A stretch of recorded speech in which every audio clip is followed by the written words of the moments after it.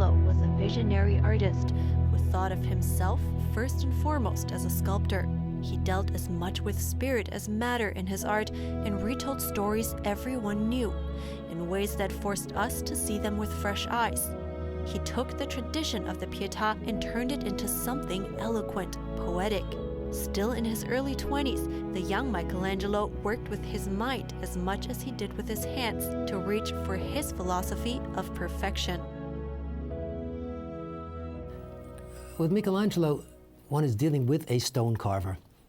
I mean, he's a painter and he's an architect, but he never thought of himself as anything but a stone carver.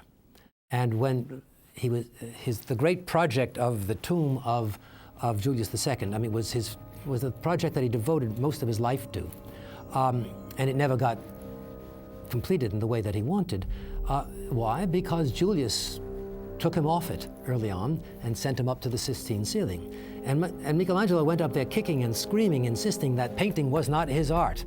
This is a man who was wet, the way the story develops, who was wet nursed by a woman who was the daughter of and mother of stone carvers in the quarries. So Michelangelo supposedly said that he imbibed, the whole sense of stone with his mother's milk, which is interesting because, again, Vasari, in talking about the wonderful personality of Raphael, he attributes it to the wisdom of Raphael's father, who was a painter also, because Raphael's father insisted that the natural mother nurse the child instead of sending him out to wet nurse. And because of that, Raphael was psychologically sound, I mean, is the way Vasari is telling the story. The other aspect of it is, of course, that from the wet nurse, Michelangelo says he imbibed this sense of stone. And stone was what he was all about.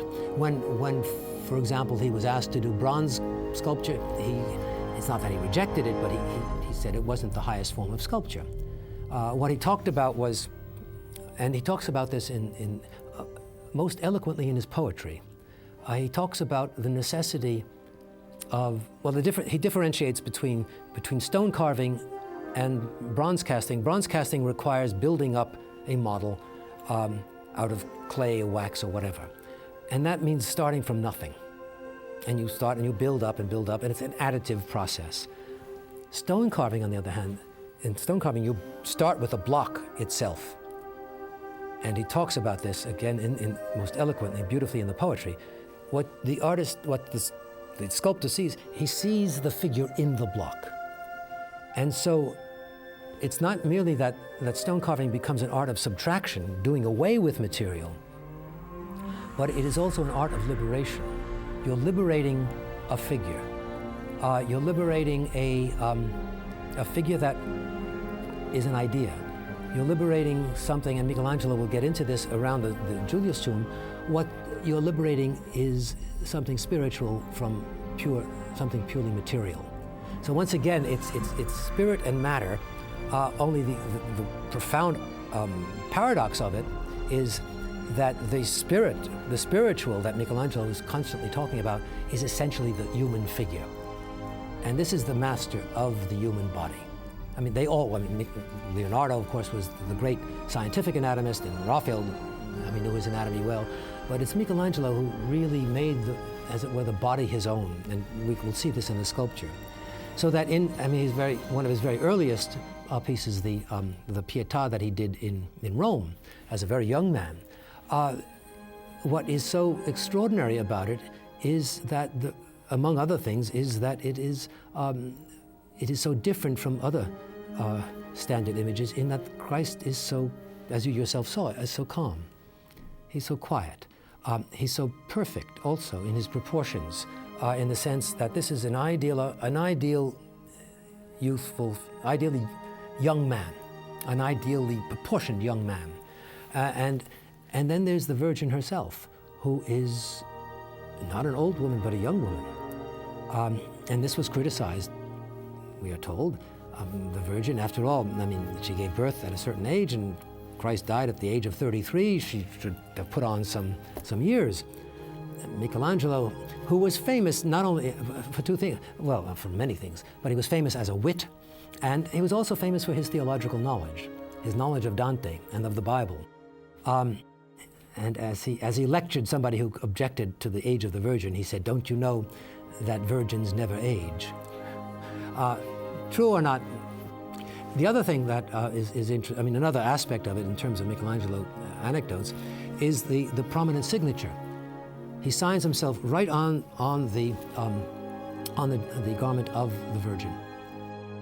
But the figure itself of Christ is what is so crucial here. I mean, once again, one is dealing with the taking of two figures. I mean, this is an awkward situation.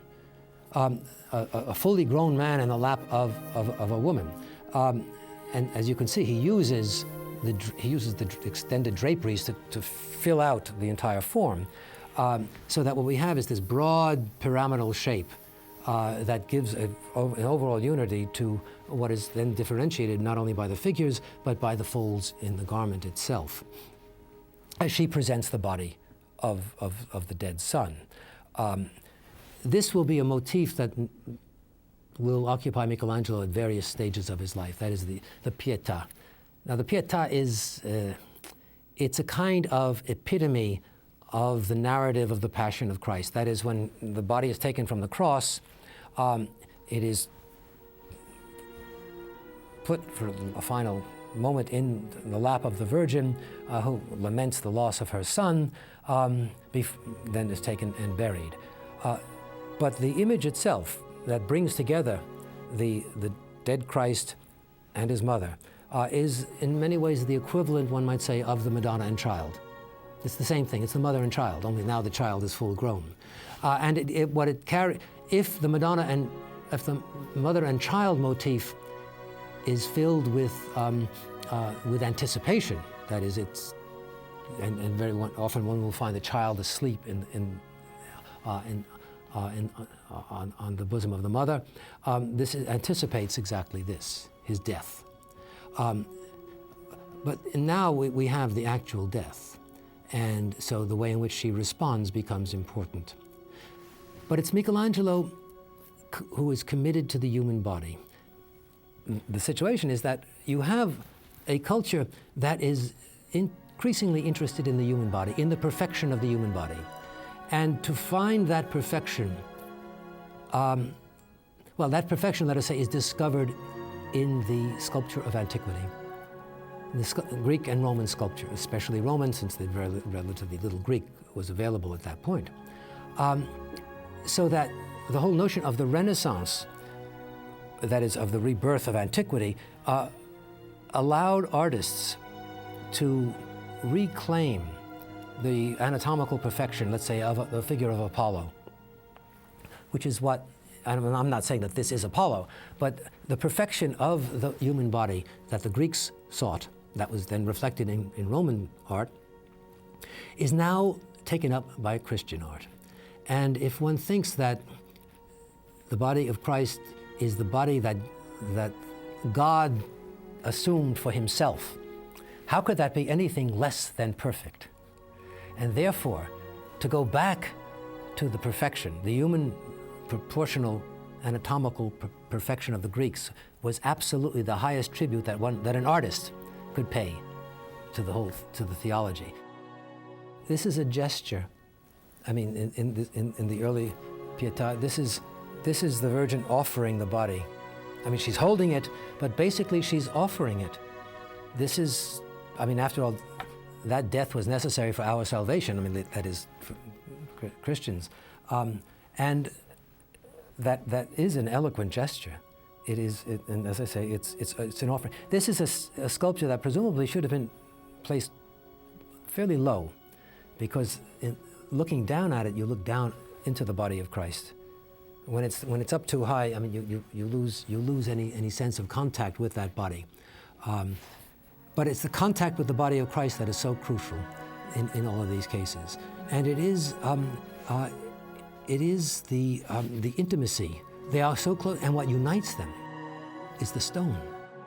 And this is Michelangelo, the stone carver. It is the most eloquent, and it's very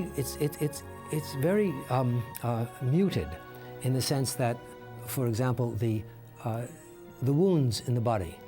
I mean, an older tradition would have had these, the nails in the arm, the piercing of the torso. These would have been dripping with blood and so forth. Here they're just like pinpricks. It's as though Michelangelo won't destroy the body, won't allow the body to be desecrated that way. And here, even she holds the body, but I mean, she's holding a cloth. I mean, you don't directly. I mean, you touch the body. I mean, it's the way in which the priest will not touch the wafer directly, but rather there's always a cloth. But her fingers point to that very slight sliver of a wound in his side. But it is the beauty of the body that is important here, the perfection of the body that has been sacrificed for salvation, etc. This is why the Renaissance is so fundamentally Christian still. I mean, for all that it is. One of the problems for Western culture, perhaps, is that it associates Christian piety with the Middle Ages exclusively. And when we build churches, when churches were built, they were built to imitate Gothic cathedrals and so forth. But this is an art, above all Michelangelo's, but not only Michelangelo, that is dedicated to the body. And being dedicated to the body, it can do more justice to the theology, which is, after all, a theology of the body, that body. And it becomes a kind of perfect union of art and religious values. For the 21st century, what is so, I think, compelling is the art of it. And I don't mean just the art of polish itself, but the way in which this artist in particular deals with the spirit in matter. I mean, takes that paradox and never resolves it, because it's unresolvable, but rather takes the paradox and makes that itself the content of his art. That is, that stone can be flesh. That flesh can be spirit. I mean, that is he talks about the body that is imprisoned in the stone. This is a sort of Platonic notion. That is the spirit that is encased in the matter of the body. But it's the only thing that Michelangelo knows is the body, and yet he turns it into spirit.